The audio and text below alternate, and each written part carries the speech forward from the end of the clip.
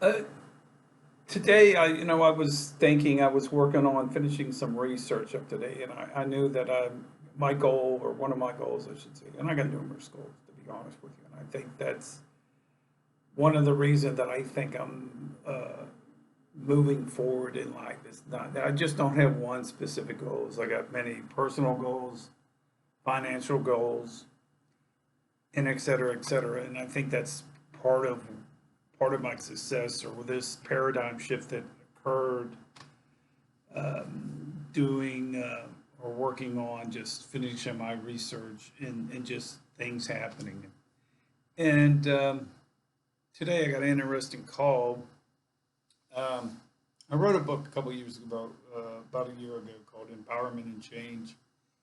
And a publisher called me today and asked if they could look at my book.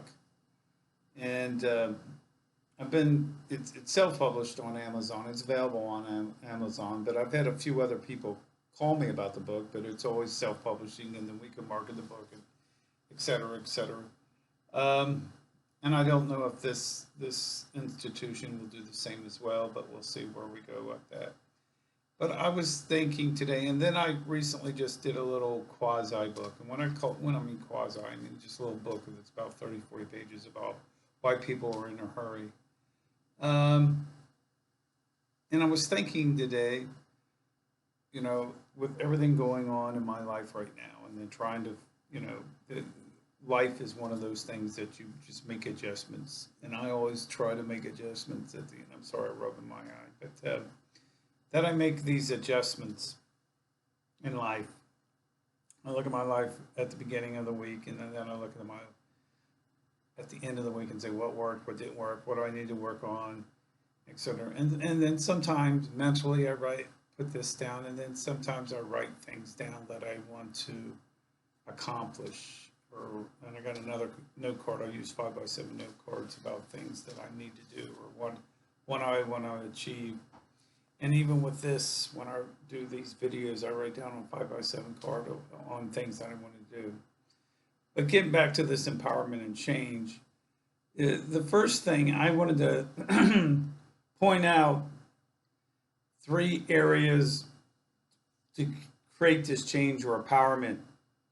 And the three areas that I see that are important on this part in this is a positive mindset, willingness to change in in your life, and what I mean by change is just the areas of life to move forward. And that's, like I said one earlier, about where I make an assessment at the end of the week, what worked, what didn't work, what I need to work on, etc. And then test, evaluate, and test. TET, as I like to call it. And the first one, when you talk about this, excuse me, I need a little drink of water. Actually, it's tea. Um, the first aspect of this is a positive mindset. And to be honest with you, a lot of people struggle with this, and even I struggle with this. And though I think that I've got it sometimes, then there are other times I don't got it. So I want to, or I get this or whatever, and it'll be a sequence. Like today, I know I've been working hard on doing research, making connections to this week, and working on trying to get this psychology practice up, and then doing some consulting work, working with Native American tribes. I just slept in a little bit later than I wanted to today. And that kind of said, at first, to me, a negative mindset, but then I switched to real fast, almost like a light switch. Like, okay, what did we learn from this? It's like, okay, I needed the rest. Okay, that's good. So that's the point I want to make. When you see this, instead of thinking about something as a negative, is switch it right away to a positive. I mean, automatically. It's like, I call it like like a light switch. It's got to be switched like now. I mean, it just, you get it right out of your mind, you get it out of your subconscious and your conscious. Because remember, your mind is going to dictate its past and what works for it. And then once you start working and making these changes, then those changes will make things work well for you. So keeping this positive mindset in every area of your life is it's critical because and it's tough. I mean, there's days like earlier in the year I had to work on some financial issues on about student loans. But then I thought for a minute when I was thinking about that I have to make those positive changes. It's empowerment. It's not the government's responsibility. It's not the federal student loans responsibility. It's my responsibility. So if I want to make those changes, I personally have to make those changes. Or where do I want to get where I want to be point A, where I don't have to worry about all this, to point B, where where those decisions of no final, the student loans are taken care of. So I need to think, okay, I'm at this situation now. I can't think about the past. I can't do anything about the future, but I can deal with it at the present. And that's the point when I look at this, is I'm making that positive mindset. Well, this is what I have. Let's change it now. And let's make that change right now.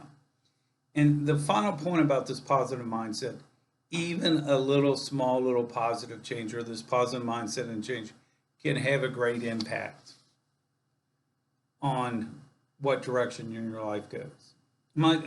My second point on this empowerment and change is the willingness to change in areas of your life that you feel that you're a little inadequate about. And like I said, I just made that example of about the student loans where I'm not comfortable where all this is money-wise. Even though I'm finishing a PhD, even though I'm doing research with Native Americans, it's taking those and making those steps forward. For instance, today, my goal was, and Fridays are difficult too, with doing research or making contacts with research is number one, you're dealing with tribal people, and most of these are in administrative or some kind of leadership role within these. Technically, by Friday, they've been at the office all day, and the decisions or any kind of decisions they're going to pull off until early next week anyway. So initially, what I try to do, like on Fridays, and I learned this from last year when the COVID's just started, and I had to rethink the whole thing with the research, is the best thing to do is make those contacts on Monday, Tuesday, Wednesdays. And then do Thursday and Friday, you take those people that you've been trying to contact and make that contact with that individual. Like yesterday, I was able to make a contact with somebody I've been trying to contact for the last week or two. So that's the point. And then once I made that success or got that contract, that way you make and move things forward. And so when you think about those things, you look at it, and that's why I said earlier, you look at your week and you say, what worked, what didn't work, what do I need to improve on, where am I at on this, And my final point, and it more or less it jives with what the first 2 points when you talk about a positive mindset and willing to make the changes there at the moment and not necessarily say, well, I'll make them tomorrow. There's no tomorrow. And you can say, well, wish I would have done that yesterday. Well, yesterday's gone. You can't do anything about it. And I always have, and it's the old cliche, would have, could have, should have. Well, you didn't do that. It's like I told a friend of mine the other day that stopped by. He was having talking to me about just personal issues, dealing with people. And I said, well, the things that he said something, and he said, well, what about you? I said, well, there's decisions I could have done better last year, but I said I can't do anything like woulda, shoulda, coulda. But we're not there. That's gone and passed, and I can't make regret on those decisions. What I can do, and what I can empower myself to do, is make those decisions that I can change now, and make the best of those changes. And to say, well, I'll do it tomorrow. There is no tomorrow, and I can't do anything about the past. There was another thing that I reached out to somebody because there's an individual that I've got to figure out where this is going. So we have to make a connection because I'm not sure where this is going. and I have to figure this out in my mind presently, because like I said, there's no past with this person, in the fact that, it's a friendship, and I just have to figure out where it's going, and that's the point. Is that things have to be figured out, and then once those things are figured out, you can move on from it and say this is a positive situation or it's a negative situation. And for the most part, and when we talk about this, you test, you evaluate, and test. And when I test, like I said, I make a decision and say, well, this worked for me. Like I said, was talking about this individual.